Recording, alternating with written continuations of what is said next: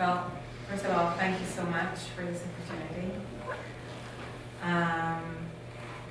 Well, I'm Esther Alus, as Chen just said, mother of 4 little children, Shachar, 12, Jonathan, 10, Michal, 6, and Oz Benjamin, 4 years old. And I live in Samaria. My little children and I are the obstacle for peace, and the purpose of the demonstration and never-ending pressure of the BDS.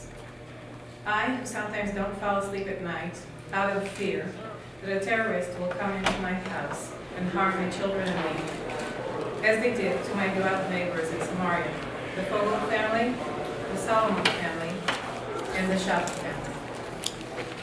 I who travel on the roads of Samaria on my way home, on my way to the health clinic with a sick child, or on my way to pick up one of my kids from school, in a car with shielded windows to protect me from stones, checking the sides of the road, to try to see whether someone is waiting to harm my children and me. I, whose family came back to the land after 2,000 years of exile, as God promised us, and as said the prophet Jeremiah, "You will again plant vineyards in the mountains of Samaria." So I do, plant a grapevine, a pomegranate, and a fig tree beside my home, in the land of my fathers. We're accused by the BDS and by the other hypocritical boycott organizations that my children and I are sitting on occupied land. At the same time, they're allowing my blood and the blood of my children to be shed by their silence and by the fact that they have never condemned the murder of Jews in Judea and Samaria or anywhere in Israel. They are encouraging the continued bloodshed of Israelis.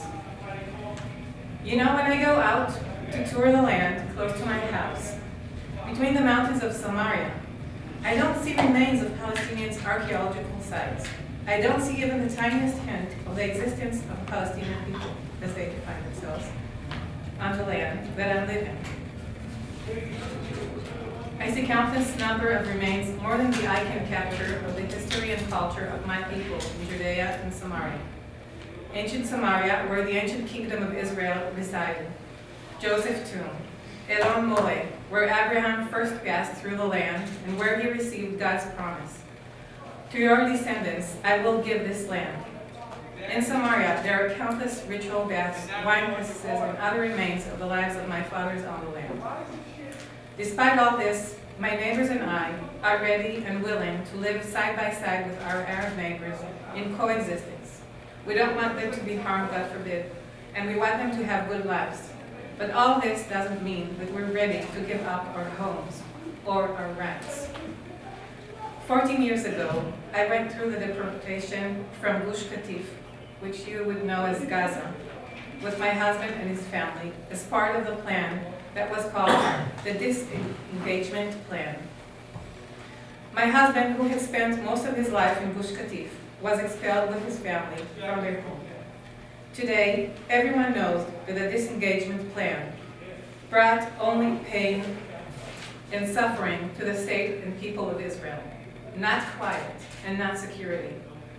We can't let these things repeat themselves. The expulsion of Jews from their homes in the Promised Land has never brought good results. I'll call to you, members of Congress, friends of Israel. Today, plans are being worked on that we all hope will bring peace. In the name of the truth, in the name of morals and ethics, and in the name of the historic promise that God gave to Abraham. To your descendants, I give this land. Don't let any plan allow for the uprooting of Jews from Judea and Samaria. Be part of the rededication of the people of Israel in their land. Thank you.